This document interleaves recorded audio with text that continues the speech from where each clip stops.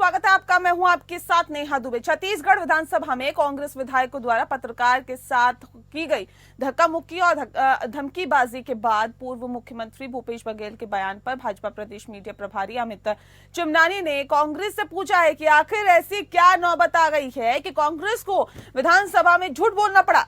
पूर्व मुख्यमंत्री जिस विधानसभा का मुख्यमंत्री के रूप में 5 साल नेतृत्व करते रहे, उन्हें आखिर वहां महाझूठ क्यों बोलना पड़ा।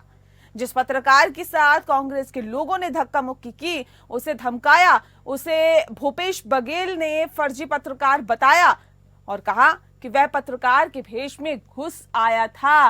वे सिक्योरिटी लैप्स का मामला है, जबकि पत्रकार सुनील नामदेव के पास न सिर्फ 16 से 20 दिसंबर 2024 तक हुए विधानसभा सत्र का प्रवेश पास था, बल्कि वह छत्तीसगढ़ विधानसभा पत्रकार दीर्घ सलाहकार समिति के सदस्य भी हैं, जिसमें प्रदेश के कुछ चुनिंदा पत्रकार ही सदस्य हैं। प्रदेश आपको बता दें कि भाजपा प्रदेश मीडिया प्रभारी अमित चिमनानी ने कहा है कि पूर्व मुख्यमंत्री का ये कृत्य विधानसभा के प्रति लोगों के विश्वास पर आघात करने वाला कृत्य है। विधानसभा में कहे गए शब्दों को जनता पूर्णतः सत्य मानती है कि विधानसभा के प्रति जनता श्रद्धा भाव रखती है। ऐसे में एक पूर्व मुख्यमंत्री द्वारा विधानसभा में इस सब प्रकार की झूठ कहना, जनता को गुमराह करना न सिर्फ निंदनीय है बल्कि गैर संवैधानिक भी है।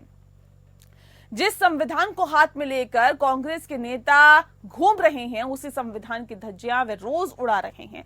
विधानसभा में कहे गए इस झूठ के बाद कांग्रेस की विश्वसनीयता पूरी तरीके से समाप्त हो चुकी है।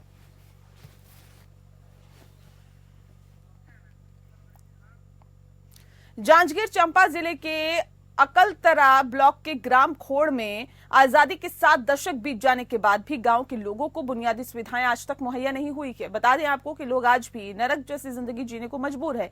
ग्रामीणों के मुताबिक 2011 में हुए जनगणना सूची में गांव का नाम ही नहीं है, बल्कि प्रशासन के भूल के कारण ग्रामीण जख्म झेल रहे हैं और सर्वे में जो डाटा एकत्रित किया गया था वो प्रशासन के कंप्यूटर से गायब है, जिससे कि लोगों को सरकार की योजनाओं का लाभ नहीं मिल पा रहा है। होड़ के लोगों का आरोप है कि जब चुनाव आता है तब जनप्रतिनिधि वोट मांगने के लिए पहुंचते हैं और तरह तरह के वादे करते हैं, लेकिन चुनाव जीत जाने के बाद गांव देखने तक नहीं आते। इस जनप्रतिनिधि के साथ साथ जिला प्रशासन के लोग भी ध्यान नहीं दे रहे हैं, जिसके कारण ग्राम खोड़ में आज तक किसी का प्रधानमंत्री आवास योजना का आवास नहीं बन सका। प्रशासन के भूल की सजा गांव के गरीब परिवार भुगत रहे हैं। खोड़ के गरीबी रेखा से नीचे अधिकांश परिवार मजदूरी करते हैं और जीवन यापन करते हैं, जबकि ग्रामीण अपना घर पैरा और तिरपाल से बनाकर गुजारा कर रहे हैं। अधिकांश घर खपरेल है, जो कि मकान टूट फूट रहे हैं और बहुत पुराने हो चुके हैं, जिसके बाद भी इस योजना का लाभ ग्रामीणों को नहीं मिल पा रहा है।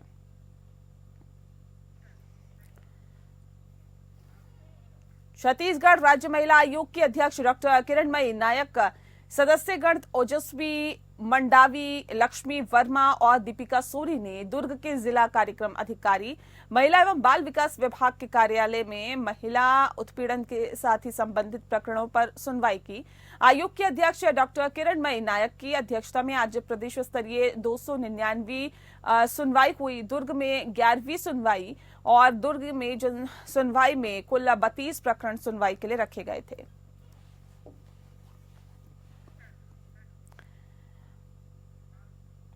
मध्य प्रदेश के उज्जैन घटिया तहसील के पान बिहार क्षेत्र में एक बड़ा सरकारी गेहूं घोटाला सामने आया है। कांग्रेस नेता विजय सिंह गौतम के वेयर हाउस में रखा गया 3 करोड़ रुपए से अधिक का गेहूं गायब पाया गया है। जांच में सामने आया है कि वेयर हाउस से 16,000 से ज्यादा बोरी गेहूं गायब है। इसके अलावा लगभग 12,000 बोरी में सिर्फ डस्ट भूसा और छानन मिला है। ये गेहूं वर्ष 2020 से 21 में सरकार द्वारा किसानों के साथ समर्थन मूल्य पर खरीदा गया था। इसे कंट्रोल दुकानों और अन्य योजनाओं के लिए रखा गया था, लेकिन गौतम के वेयर हाउस में रखे जाने के बाद इसमें बड़ी हेराफेरी हुई है और शाखा प्रबंधन भगवान पटेल ने वेयर हाउस में रखे गेहूं की गुणवत्ता को लेकर शक जताया था। इसके बाद जिला कलेक्टर ने जांच के आदेश दिए।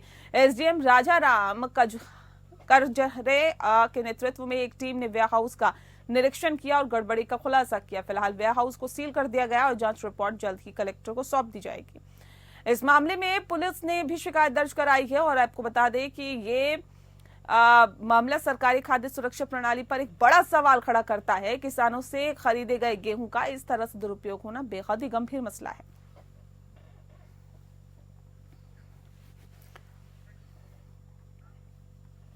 मध्य प्रदेश के नर्मदापुरम जिले में प्रदेश सरकार के माध्यम से समर्थन मूल्य पर 2 दिसंबर से धान खरीदी की शुरुआत की गई है। धान उपार्जन खरीदी के 63 केंद्र वेयर हाउस में केंद्र बनाए गए। सभी 63 धान खरीदी केंद्रों में कच्चे कैंपस में धान खरीदी की जा रही है, जिससे धान में धूल मिट्टी मिक्स हो जाती है। वहीं बारदाने फटे पुराने आ रहे हैं और जिससे कि किसानों और धान खरीदी केंद्र समिति का काफी नुकसान हो रहा है। बबलू मीना ने बताया है कि वेयर हाउस की मैडम हमें वेयर हाउस के अंदर खरीदी नहीं करने दे रही है। धान वेयर हाउस के खुले कैंपस में खरीदारी की जा रही है, जिससे कि धान में धूल मिट्टी मिक्स हो जाती है, पानी से भी परेशानी होती है और खुले आसमान के नीचे पड़ी है ओस गिरती है और जिससे धान नमी आ जाती है और वहीं बारदाने फटे पुराने आ रहे हैं, जिससे कि किसानों और धान खरीदी केंद्र समिति का काफी नुकसान हो रहा है। समय पर खरीदी गई धान परिवहन भी नहीं हो पा रहा है और अभी तक 17,000 क्विंटल धान खरीदी जा चुकी है। प्रति ट्रक 2.5 से 3 क्विंटल धान की शॉर्टेज आ रही है। इससे तो प्रशासन हमें तो मंडी खरीदी बना देता है और शॉर्टेज नहीं आती है। प्रशासन से मांग करते हैं कि वेयर हाउस के अंदर खरीदी करने दें और अगर खुले में खरीदी की गई है तो 200 से 250 क्विंटल की शॉर्टेज आएगी, जिसकी भरपाई समिति को करनी पड़ेगी।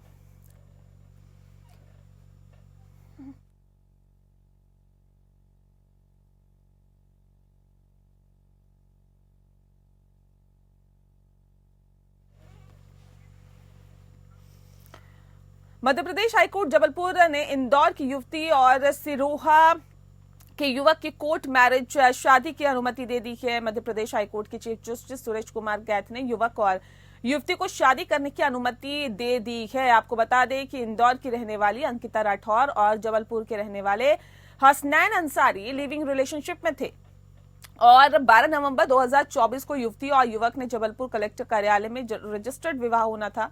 लड़की के पिता इस शादी से नाखुश थे और जिसके चलते हिंदू संगठनों ने इस शादी को रोकने के लिए काफी प्रयास किए थे। अंकिता के परिवार वालों ने शादी के खिलाफ थाने में रिपोर्ट दर्ज कराई थी और पुलिस युवक और युवती को गिरफ्तार करने के लिए कोर्ट में पेश किया था। बता दें कि मध्य प्रदेश के हाईकोर्ट ने सुनवाई करते हुए युवक युवती की शादी को अनुमति दे दी है और सुप्रीम कोर्ट के दिवंगत मशहूर अधिवक्ता एहतेशाम हाशमी की टीम ने लड़की पक्ष की पैरवी की है।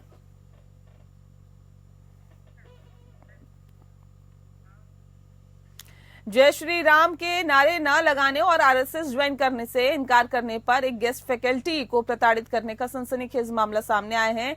सीधी जिले के रहने वाले डॉक्टर रामजस चौधरी ने आरोप लगाया है कि उन्होंने जब से शासकीय कला एवं वाणिज्य महाविद्यालय सीधी में अतिथि विद्वान के रूप में नौकरी ज्वाइन की, तब से उन पर आरएसएस ज्वाइन करने के साथ ही जय श्री राम के नारे लगाने के लिए लगातार दबाव बनाया जा रहा था। जब उन्होंने इससे इनकार किया तो उन्हें न केवल प्रताड़ित किया जाने लगा बल्कि कई बार उन पर हमले भी हुए। डॉक्टर रामजस चौधरी का कहना है कि एक बार तो उन्हें आरएसएस ज्वाइन करने के लिए दबाव डालने वाले साथी अतिथि विद्वानों ने कॉलेज के बाथरूम में भी बंद कर दिया था और इन आरोपों के साथ ही सीधी जिले की शासकीय कला एवं वाणिज्य महाविद्यालय के अतिथि व्याख्याता डॉक्टर रामजस चौधरी ने मध्य प्रदेश हाईकोर्ट में याचिका दायर कर इंसाफ की गुहार लगाई। डॉक्टर रामजस चौधरी की याचिका पर आज मध्य प्रदेश हाईकोर्ट में सुनवाई हुई और याचिका में आरोप लगाया गया कि मध्य प्रदेश में अनुसूचित जाति एवं अनुसूचित जनजाति पर लगातार अत्याचार हो रहे हैं, बावजूद इसके दोषियों पर कोई कार्रवाई नहीं की जा रही। उन्होंने अदालत से सूचित अनुसूचित जातियों और जनजातियों के अधिकारों के संरक्षण की प्रार्थना की। याचिका की सुनवाई करते हुए मध्य प्रदेश हाईकोर्ट ने याचिकाकर्ता को ये स्वतंत्रता दी कि वो सीधी जिले के एसपी और मझगवा थाने के आईटी के खिलाफ धारा 4 एट्रोसिटी एक्ट के तहत संबंधित न्यायालय में कार्रवाई करे। इसके अलावा अदालत ने हमला करने वालों के खिलाफ भी कार्रवाई करने की बात कही है।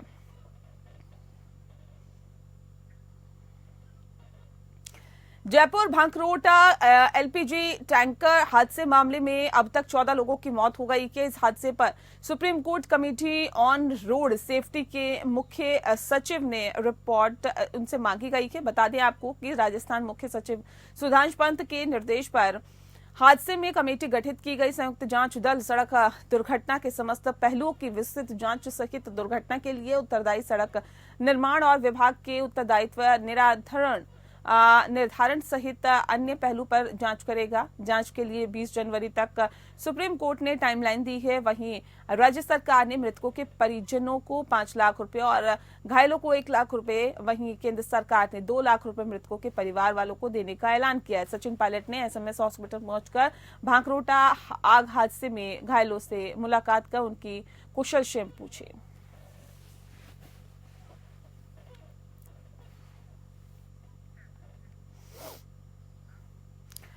बिहार में पुलिस महानिदेशक बदलने के साथ ही कैमूर में पुलिस का मिजाज भी बदला सा लग रहा है। अब पुलिस के बड़े अफसर भी दौड़ लगाते हुए दिखाई दे रहे हैं। खुद एसपी ललित मोहन शर्मा भभुआ एसडीपीओ के साथ साथ क्षेत्र में भारी पुलिस बल के साथ निकले और कई स्थानों पर अधिकारियों से बड़े पैमाने पर अपराधियों के विरुद्ध उनकी धरपकड़ के लिए छापेमारी की।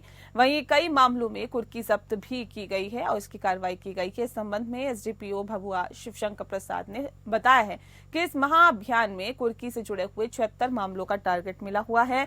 उन्होंने बताया है कि पूर्व से ही जो भी लंबित मामले हैं उन सभी पर कार्रवाई की जा रही है।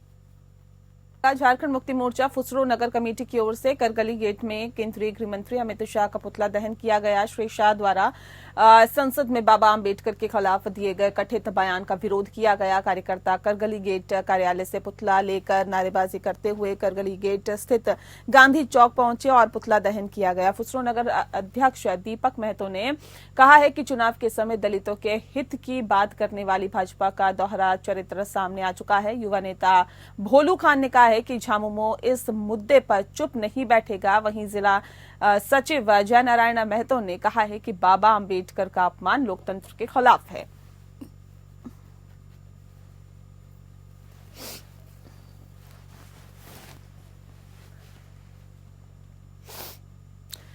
संभल में सपा सांसद जियाउर रहमान बर्क पर बिजली विभाग में बड़ा एक्शन लिया है। बता दें आपको कि बिजली विभाग ने सांसद जियाउर रहमान बर्क के खिलाफ बिजली चोरी के मामले में एफआईआर दर्ज कर कनेक्शन को काट दिया है। पश्चिमांचल बिजली वितरण निगम ने सांसद के आवास पर उपकरणों की जांच की है तो 16 किलोवाट से अधिक की बिजली खपत मिली है, जबकि मीटर में पिछले 6 महीने से उनके घर की बिजली खपत 0 मिली है। उन पर 1.91 करोड़ रुपए का जुर्माना लगाया गया। आरोप है कि जांच के दौरान सांसद के पिता ने बिजली कर्मियों को धमकाया है। सांसद पर बिजली चोरी और उनके पिता ममलुकर रहमान बर्क और 2 बाउंसर वसीम और सलमान पर धमकाने का केस भी दर्ज किया है। मंगलवार को बर्क के आवास पर स्मार्ट मीटर भी लगाया गया था। बृहस्पतिवार सुबह निगम की टीम सांसद बर्क के घर पहुंची और 1 घंटे तक बिजली उपकरण चेक किए। पुराने मीटर की जांच में मीटर बाईपास कर बिजली चोरी की पुष्टि हुई है।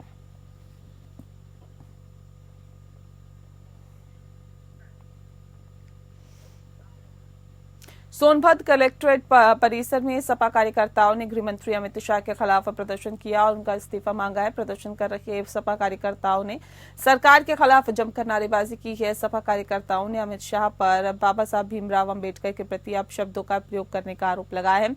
गृह मंत्री के इस्तीफे न देने पर सपाइयों ने बड़े आंदोलन की चेतावनी दी है। प्रदर्शन कर रहे सपाइयों ने राष्ट्रपति के नाम ज्ञापन सौंपे हैं। प्रदर्शन के दौरान सपा के कई पूर्व विधायक और पूर्व जिलाध्यक्ष समेत वरिष्ठ नेता मौजूद रहे।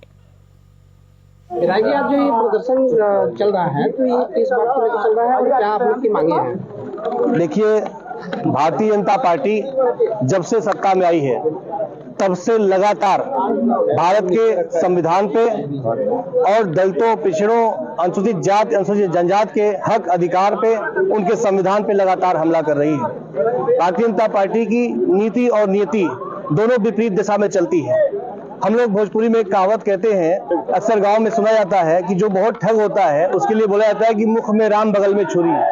वही हाल इस वक्त भारतीय जनता पार्टी का है। ये कहती कुछ और है। बाबा साहब के बनाए हुए संविधान को लगातार नुकसान पहुंचाने का काम कर रही है। और अब तो इनकी जुबान से भी इनकी सच्चाई जो दिल में है सामने आने लगी है। अभी पिछले दिनों में लोकसभा की कार्रवाई के दौरान भारत के गृह मंत्री अमित शाह जी का जो बयान है बाबा साहब भीमराव अम्बेडकर को लेकर, वह अत्यंत ही निंदनीय है, जिसकी समाजवादी पार्टी घोर निंदा करती है। और बहुत बड़ी संख्या में मैं कहूंगा पूरे देश के दलितों और पिछड़ों के भावनाओं को ठेस पहुंचा है। इसलिए बाबा साहब भीमराव अम्बेडकर के सम्मान में आज समाजवादी पार्टी मैदान में है और उत्तर प्रदेश के हर जनपद में हम लोग जिलाधिकारी के माध्यम से ज्ञापन सौंप रहे हैं।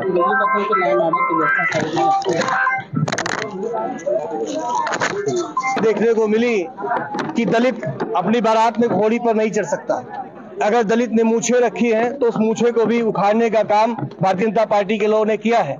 और यहाँ तक कि अभी मध्य प्रदेश की धरती पर एक आदिवासी के मुंह पर पेशाब करने का भी काम भारतीय जनता पार्टी के नेताओं ने किया है। आपके संभल के सांसद के ऊपर लगातार मुकदमे लगे जा रहे हैं। भारतीय जनता पार्टी लगातार सच बोलने वालों के खिलाफ और विपक्ष के एक एक नेताओं कार्यकर्ताओं के खिलाफ और भारत की जनता का हर वो इंसान जो संविधान की बात करता है उसको मुकदमे लिखाने का काम करती है। बहराइच में राजस्व विभाग के अधिकारी की गाड़ी ने बाइक सवार युवक को टक्कर मार दी। वाहन से टक्कर लगते ही मृतक का शव गाड़ी में फंस गया और तकरीबन 30 किलोमीटर तक घिसटता रहा। जब सरकारी गाड़ी नानपारा तहसील परिसर पहुंची तब युवक के शव को गाड़ी से निकाला जा सका और मृतक नरेंद्र हालदार लखीमपुर से अपने घर प्रयागपुर जा रहा था। इसी बीच चौपाल सागर के पास दुर्घटना का शिकार हो गया। हादसा घने कोहरे की वजह से हुआ है, ऐसा बताया जा रहा है। थाना रामगांव क्षेत्र में नेशनल हाईवे पर हुए इस दुर्घटना ने सभी को झकझोर दिया है। हालांकि घटना का मुख्यमंत्री योगी आदित्यनाथ ने भी खुद संज्ञान लेते हुए कड़ी कार्रवाई का निर्देश दिया है। शासन के निर्देश पर नायब तहसीलदार शैलेश अवस्थी को निलंबित कर दिया गया है, जबकि वाहन ड्राइवर मेराज के खिलाफ मुकदमा दर्ज कर कार्रवाई की जा रही है।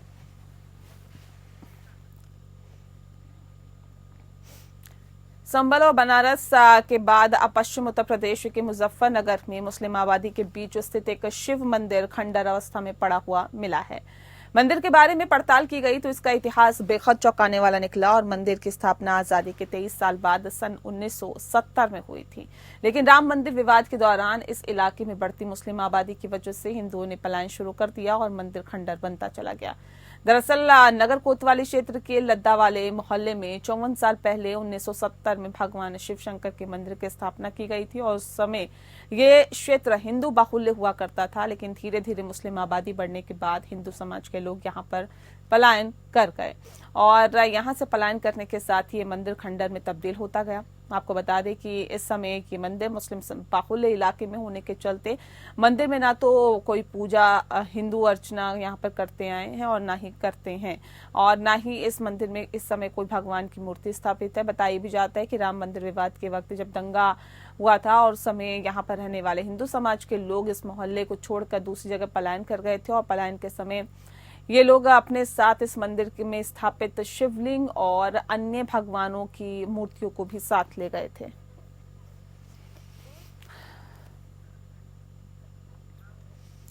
महाकुंभ को लेकर पूरे देश में उत्साह है और इन तैयारियों को लेकर सभी विभाग सशक्त दिखाई दे रहा है। ऐसे में होटल और restaurant association of northern India यानी HRANI भी आगे है।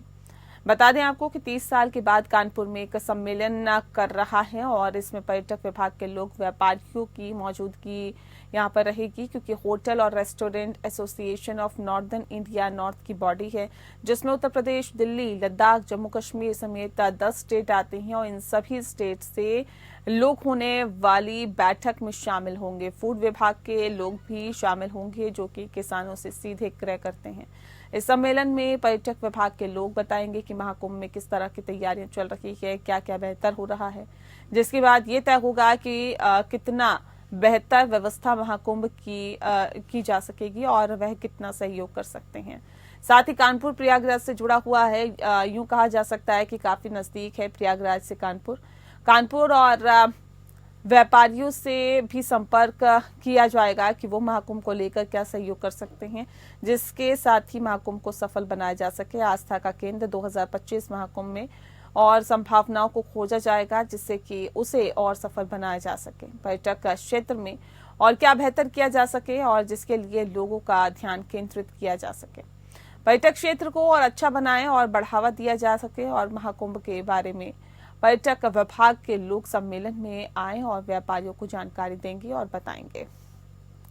आज कानपुर में northern India hotel and restaurant association, जो कि federation of hotel restaurant association of India की नॉर्थ बॉडी है, जिसमें कि 10 स्टेट आते हैं, उत्तर प्रदेश, दिल्ली, राजस्थान,